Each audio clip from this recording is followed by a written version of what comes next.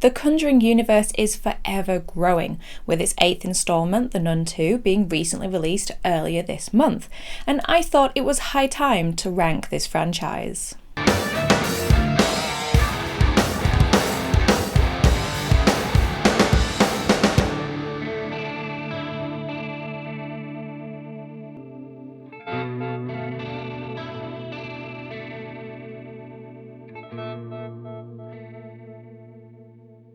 Hi guys, I hope you're all doing really well. My name is Sarah and welcome to What the Horror, the channel where we talk about horror movies old and new. Today, as you probably saw from the title and thumbnail, we are ranking all 8 of the movies in the Conjuring universe in a tier list ranking.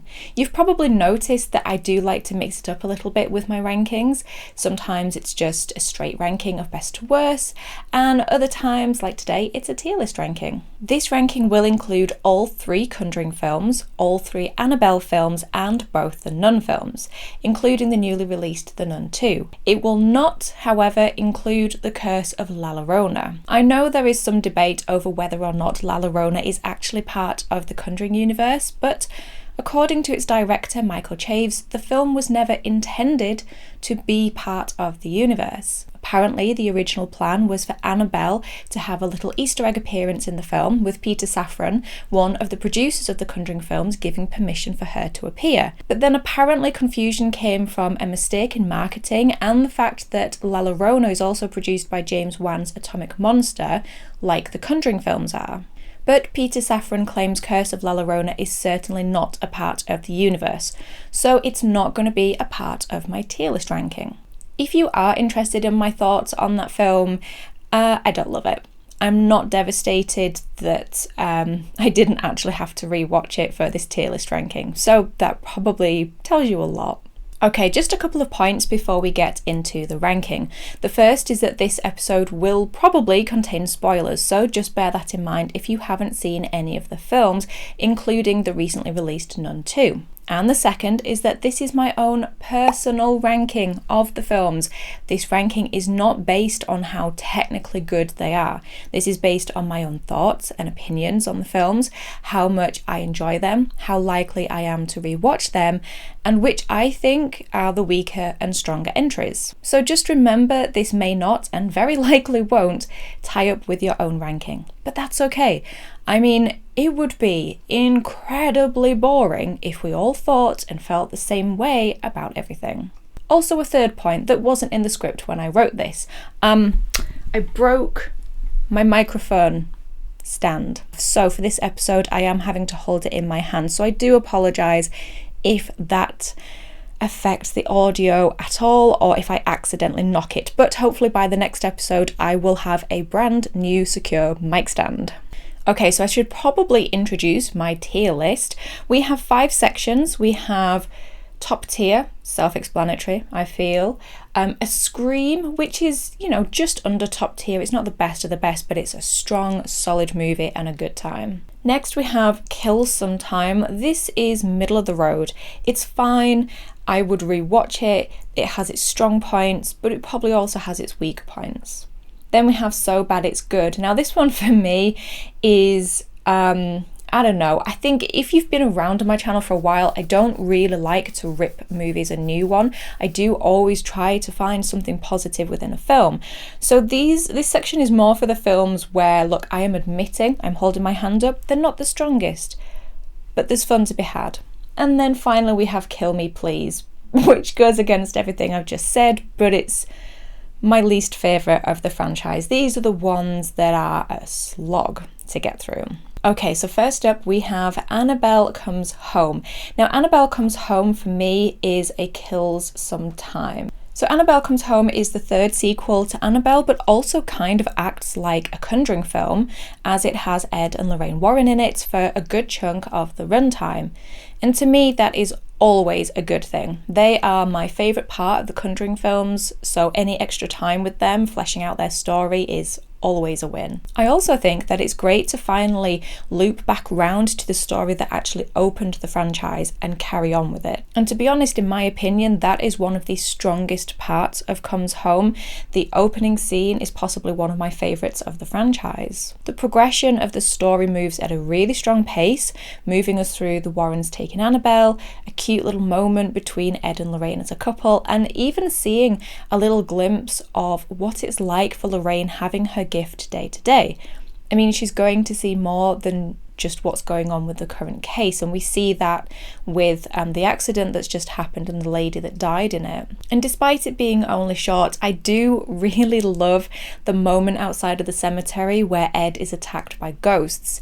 I think it's just gorgeous. The car stops outside a cemetery, there's mist on the road, it's dark, and it's wonderful. Plus, we finally get to see Annabelle in her iconic glass case. I'll be honest that this wasn't one of my favourites when I first watched it, but I think this is one of the best in terms of rewatchability. It's a great, easy, comfort watch that you can just have on in the background, and probably one of the entries I have actually rewatched the most, along with The Conjuring 2. Annabelle Comes Home is also one of the least scary entries, at least in my opinion. Don't get me wrong, there are still scares, but I don't think it compares to The Conjuring 2 or Annabelle Creation in terms of overall fear factor. It's much more like a teen horror film, seeing as how it has a young child and 2 teenagers in it. It also feels like more of an entry-level horror film, which is good. They don't all need to be scarefests. Look, I'm all for mainstream horror films and what you'd call entry-level horror,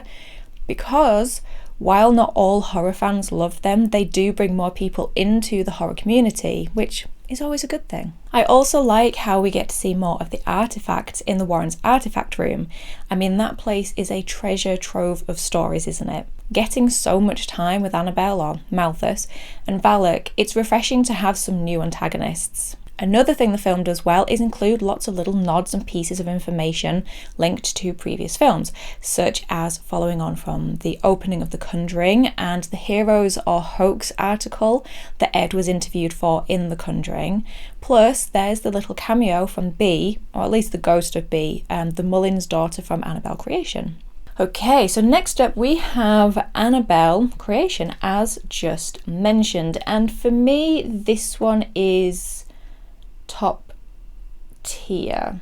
Yeah, top tier. In terms of the franchise, I'm going to stipulate that this is a ranking of the franchise, not in comparison to movies in general. So when I say that Annabelle Creation is top tier, I don't think that it's a 5-star film. I don't think that this is a perfect movie, but within the franchise itself, this is one of the top tier entries. Does that make sense? Let's go with it. Annabelle Creation is, along with The Conjuring 2, the scariest entry in the franchise. In my opinion, of course, scares are subjective, but even on a rewatch, this one can still creep me out, which most of the others don't. I know that it again relies on a lot of jump scares, but I feel as though they're well crafted in this one and just work better. My personal favourite scare of the film is the one where you hear footsteps running towards the bedroom, and one of the girls, she hides on the top bunk, but the footsteps run in and jumps on the bottom bunk. I think I mentioned it in my Nun 2 review that the sound of running footsteps just creeps me out. Also, Mrs. Mullins' death I feel is quite shocking for a Conjuring film. I mean, she's ripped in half and pinned to a wall. To say these are mainstream horror, they do have the odd shocking moment in a few of them. I always enjoy the period settings of the Conjuring films, but Creation being set earlier than some of the others helps keep it fresh. And while it's not exactly a one-location movie being set in the house and the surrounding land and barn, it still feels near enough to one while never feeling boring. Creation utilises the sets perfectly, and there are so many hidden cupboards and shadowy rooms to play with. It's a really good space. I feel as though Creation is definitely the most tragic in the franchise in terms of story. You have the death of a young child and the parents' grief, and then just Janice alone. Poor Janice. She's such a sweet kid. who gets a really, really rough deal in this film. She's one of the best characters in the whole franchise and is acted so well by the child actor Talitha Bateman. But that twist ending, or reveal ending, I guess, is fantastic. The fact that Janice turns out to be the daughter from the first Annabelle film is such a strong reveal, and just it only adds to the tragedy of Janice's story. I mean, she's possessed to the point that Janice disappears and then grows up to have the ending that we see her have in Annabelle. It is one thing I love and appreciate in regard to the Conjuring universe, is that it does something we don't often see in horror franchises. It expands out and adds to the narration of the universe. Most franchises can't keep their timeline straight.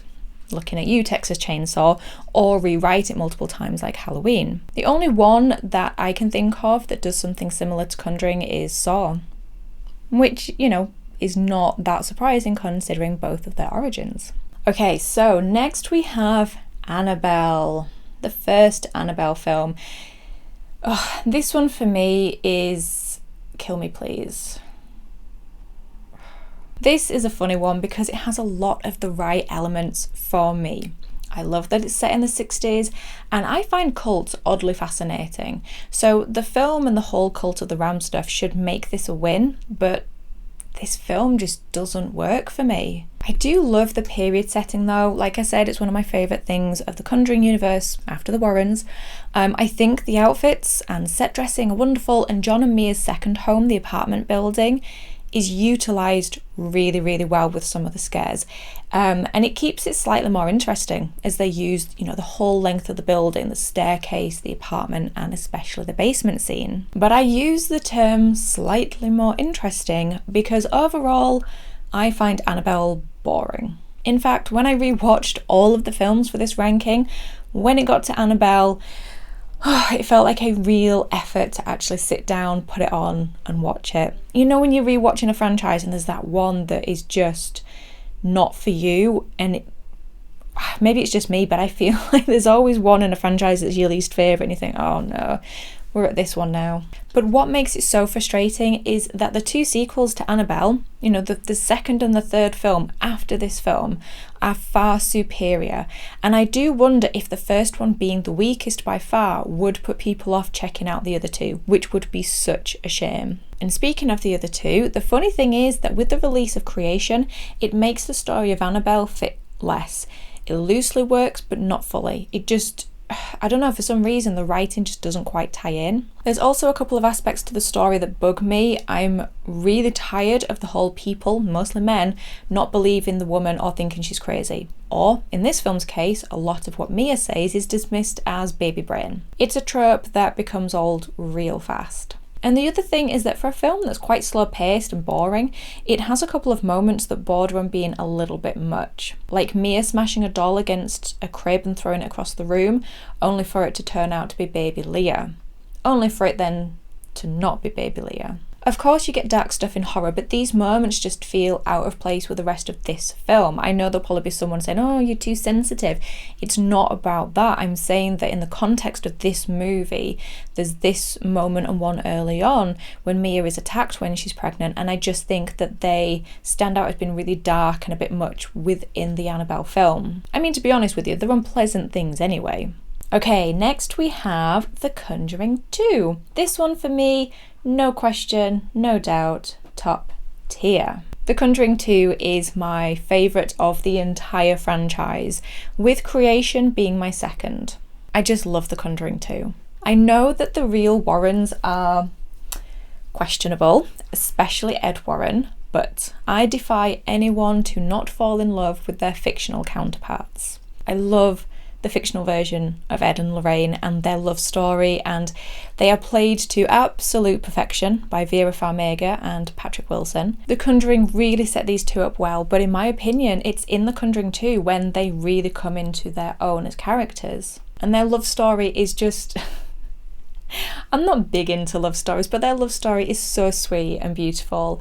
But rather than being all mushy, they are also each other's biggest supporters. They believe in each other's strengths and abilities. And what's interesting with the Conjuring films is how while both of them contribute, help, guide and console, it is usually Lorraine who is the ultimate hero in these situations. And I like that we often see Lorraine saving Ed, like in The Conjuring 2.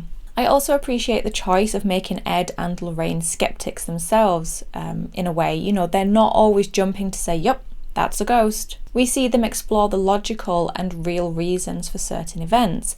They look for evidence before believing it's a ghost or demon, while never dismissing their clients' concerns. These are two very well written and well-rounded characters. Another reason why I love The Conjuring 2 is the scares. I believe this is the scariest entry in the franchise. Yes, we get the staple jump scares, it would not be a Conjuring film without them, but this is a genuinely creepy film. Even on a rewatch, some moments, they still get me. And as well as the scares, I also think that The Conjuring 2 is the film with the most tangible atmosphere. You can almost feel the cold of the house during winter in the 70s England with no double glazing or central heating, and I think that you can almost smell the damp of the house. And the fact that it's during autumn and winter just makes it such a cosy watch, especially for this time of year. I mean, who doesn't appreciate a Christmas horror movie, which this one is technically.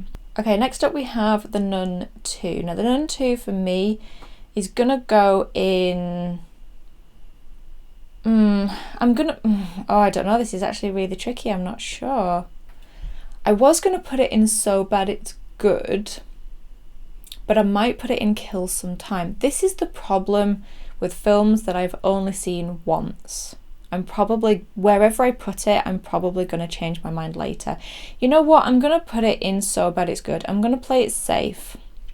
I think it's better to underestimate than overestimate.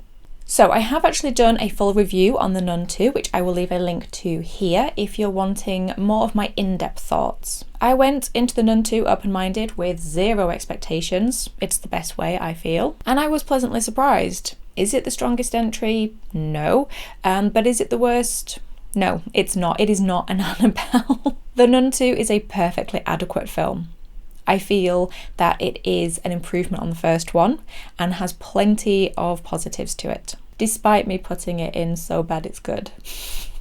First of all, it is a beautiful film visually with some gorgeous shots, and the colours, they're delicious. Can colours be delicious? Yeah. It can be delicious. It's just full of really warm honey tones, just like The Conjuring 3, which is interesting because the two films have different directors of photography, yet it is the same director, Michael Chaves. Chaves really makes a beautiful film. I don't know what went wrong with The Curse of La Llorona. The scares are a bit uninspired. It's just, one jump scare after the other. And like I said in my review, The Nun 2 suffers from being the middle film. Its purpose is to link The Nun to The Conjuring, a film where we know what happens to Maurice in the 70s, and so it doesn't allow The Nun 2 to build any tension because we know that Maurice still survives. We also know that Valak won't be defeated because it's in The Conjuring 2. But I will say that the character development of Maurice and Sister Irene has been done really, really well. I think their story makes sense because of what they've experienced in the previous film, and both were utilised pretty well, especially Maurice. I think that the development of his character is one of the standout pieces of the film. Okay, next we have The Nun, and this is going to join its sequel in So Bad It's Good. I know, I bet most of you would expect me to put it in Kill Me Please, but I'm not. The Nun, the one everyone hates apart from a select few. I don't hate this one at all. In fact, I have a good time with it. I didn't love it the first time I watched it at all, but this one pays off for a rewatch or two. I enjoy this one a lot more since giving it a second and third chance. I don't know why I've watched it so many times, but it's paid off. Yes, like its sequel, the scares are lackluster, but I don't watch this one for scares. I watch it for the general aesthetic. The Nun is the most gothic of the franchise, and I personally adore anything gothic. I love the dilapidated old abbey, just any kind of sprawling building with shadowy corridors and candlelight and mist swirling on the ground. That will always appeal to me. And in terms of story, it's actually pretty solid. Sister Irene is an interesting character. I think the idea of the assault on the abbey and its nuns by Valak is a really dark idea, and we're given information at a pretty decent pace, never overloading us with exposition and never feeling like we have no idea what's going on. It's average for sure, but it's a good time and a perfect watch for a cold rainy day, and it's not boring like Annabelle. I'd take weak over boring any day. Okay, then we have The Conjuring 3, The Devil Made Me Do It. Now, if you guys weren't surprised by where I placed The Nun, then you are going to be gobsmacked where I place this one, because to me this one is a scream. I'm just waiting for you guys to stop shouting at me. I know that this one may surprise or even annoy some people, but I genuinely like The Devil Made Me Do It. I didn't initially. Like others on this list, I was left very underwhelmed by the third Conjuring film. You can see that by my ranking of the 2021 movies. It was not high up the list. But over time, and with a handful of rewatches, I have come to really enjoy it and have genuine affection for it. I always remind myself that Halloween and The Thing weren't adored as they are now when they first come out, and I never allow myself to get caught up in the initial release of a film. If you've seen me include a newly released film in one of my rankings, then you will have heard me add it with trepidation, saying that I am aware that my opinion will change with time and rewatches. Like I said with The Nun 2, Michael Chades knows how to deliver a good looking film, and in my opinion, The Devil Made Me Do It is the most beautiful Conjuring film. It has the same warm honey tones as Nun 2 and some gorgeous creative shots. While there is a high use of CGI in some of the Conjuring films, a la The Crooked Man, there is also a lot of in-camera effects, which I always appreciate. Practical is better. And I love that they used a contortionist for the exorcism scene in the opening of the film. So many possession films had the standard CGI, someone crawling up the wall and the head turning round. So these in-camera effects really add a level of realism to it, which I think, who's not going to love that? This one also has some moments of humour in it, which we don't always get in this franchise. And of course, we have more of the lovely love story between Ed and Lorraine, which is important because this time around, it's not religion or the Bible that saves the day, but love. I mean, I know that this is a franchise based around faith and demons, but it's a welcome change to have something else save the day. And talking of saving the day, I mentioned earlier that the Conjuring films have always had Lorraine as a bit of an action hero, but she is fully put to the forefront in this film. With Ed restricted by a cane, there is now a reliance on Lorraine to be the legs and the muscles, so to speak. I also think that Arnie and Debbie are my favourite victim family after the Hodgsons from The Conjuring 2. I don't know. I just like it. And I think, if you've only seen it once and didn't like it, maybe give it another try. Okay, and finally we have the original, the first, the one that started it all. And this one for me is a scream. Yeah, I know, it's not top tier. Yeah, this is a funny one. When I first saw this, I absolutely loved it and instantly considered it one of my favourite horror films. I love James Wan's work. If you've been around here for a little while, you probably know that I'm a massive James Wan and Leigh Whannell fangirl, so yep, not surprising. And this is one that introduced me to some of my favourite horror characters, Ed and Lorraine. But over time, I have come to love it less and less. Oddly for me, this one doesn't work as well with rewatches. I am a big rewatcher of films, and I think that's where some of my love and appreciation of a film comes from, the rewatchability. The scares, however, are some of the best, some of the most incredibly crafted, but the story and the family just get a bit weaker with each watch. I don't know what it is, because it is a good film. It's technically good. While I still enjoy watching the first Conjuring, it's not one that I would reach for first. if I was in the mood for a Conjuring film. But there are still plenty of things that I do like about it. I think that the introduction of the Warrens is really creative, and like in most of his films, James Wan makes the house a character within itself, and it's a great backdrop for the hauntings. In a franchise that has some pretty weak scares overall, the first Conjuring film has some absolutely iconic ones, with the clap scare and Bathsheba on top of the wardrobe. And, you know, thinking about it, he softly builds the scares up, and then you get a 1-2 punch with this scene, because they happen pretty close within each other, don't they? And I mean, this certainly has the staples of a James Wan film, with a lot of focus on the sound design. That was the speciality of the film school that he and Winnell went to, and so it's always a priority within the films, and also with real jump scares rather than fake out ones. He will never do there's someone behind you and it's a friend, or the cat jumping out the wardrobe. The build-up always pays off with a real jump scare. It's a solid film, but it's moved down my ranking, and I think no one is more surprised than me. Or maybe you guys are, I don't know. Maybe this has really surprised you. But that is my tier list ranking of the Conjuring universe. Like I said, it probably looks different to your own, but still let me know your thoughts on the franchise below in the comments, and especially I'd love to know if there are any of these films that have moved up or down in your estimation over time. Like for me, The Conjuring 3 moving up and The Conjuring moving down. I never would have guessed it. So like I said, let me know your thoughts in the comments below. If you found me through this episode and you love the Conjuring franchise, then I will leave a link to my Conjuring playlist here, so you can go check it out. Don't forget to subscribe if you haven't already. We're getting closer and closer to spooky season, and I have lots of great content coming your way, even if I do say so myself.